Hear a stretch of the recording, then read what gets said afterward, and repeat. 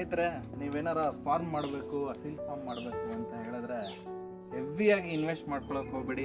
ಒಂದು 2 ಸೆಟ್ 3 ಸೆಟ್ಟನ್ನು ತೊಗೊಂಬನ್ನಿ. ಅದು ಬೇಕಾದಂಥ ಒಂದು ಸೆಟಪ್ಪನ್ನು ಮಾಡ್ಕೊಳ್ಳಿ. ತುಂಬ ಜಾಸ್ತಿ ಮಾಡ್ಕೊಳಕ್ಕೆ ಹೋಗಬೇಡಿ. ಯಾಕಂದರೆ ಎಷ್ಟು ಜಾಸ್ತಿ ಆಗುತ್ತೋ ಅಷ್ಟು ಶ್ರಮ ಆಗುತ್ತೆ. ಏನಾರು ಆಯಿತು ಅಂದರೆ ಕಾಯಿಲೆಗಳು, ಮತ್ತು ಬೇಸಿಗೆಯಲ್ಲಿ ಕಾಯಿಲೆಗಳು ಅದು ಇದು ಆಯಿತು ಅಂದ್ರೂ ತುಂಬ ರಿಸ್ಕು. ಎಲ್ಲ ಕೋಳಿಗಳ ಕಳ್ಕೊಳ್ಳೋ ಅಂಥ ಒಂದು ಚಾನ್ಸಸ್ ಇರುತ್ತೆ. ಅದಕ್ಕೆ ಆದಷ್ಟು ಜಾಸ್ತಿ ನಾನು ಫಾರ್ಮ್ ಮಾಡೋರಿಗೆ, ಈಗ ಹೊಸದಾಗಿ ಪ್ರಾರಂಭ ಮಾಡುವ ಒಬ್ಬ ಫಾರ್ಮ್ ಮಾಡೋರಿಗೆ ಹೇಳ್ತಾ ಇರೋದು ಅಂದರೆ, ಯಾವುದೇ ಕಾರಣಕ್ಕೂ ತುಂಬ ಜಾಸ್ತಿ ಕೋಳಿಗಳನ್ನ ಮಾಡ್ಕೋಬೇಡಿ. ಒಳ್ಳೆ ಬೆಸ್ಟ್ ತಳಿಗಳನ್ನ ತೊಗೊಬನ್ನಿ, ಜೋಡಿಯಾಗಿ ಮಾಡ್ಕೊಳ್ಳಿ. ಸಣ್ಣದಾಗಿ ಪ್ರಾರಂಭ ಮಾಡಿ, ನಿಮಗೆ ಎಕ್ಸ್ಪೀರಿಯೆನ್ಸ್ ಆಗುತ್ತೆ. ಅದಕ್ಕೇನು ವಿಟಮಿನ್ ಬೇಕು, ಕ್ಯಾಲ್ಶಿಯಂ ಬೇಕು, ಅದನ್ನು ಯಾವಾಗ ನಾವು ಡಿವಾರ್ಮಿಂಗ್ ಮಾಡಬಾರ್ದು ಅನ್ನೋ ಒಂದು ನಾಲೆಡ್ಜನ್ನು ಇಟ್ಕೊಂಡು ಸ್ಟಾರ್ಟ್ ಮಾಡಿ. ನಿಮಗೆ ಒಳ್ಳೆ ಪ್ರಾಫಿಟ್ ಆಗುತ್ತೆ ಅಂತ ನಾನು ಹೇಳ್ತೀನಿ. ಧನ್ಯವಾದಗಳು.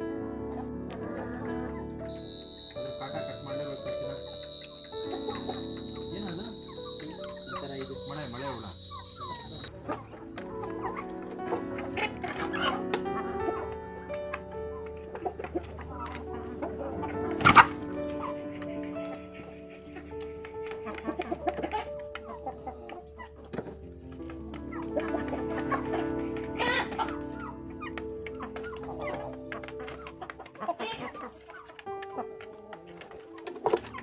ಕಾಟ ತೆಗಿಲೇಬೇಕು, ಇಲ್ಲಾಂದ್ರೆ ಡ್ಯಾಮೇಜ್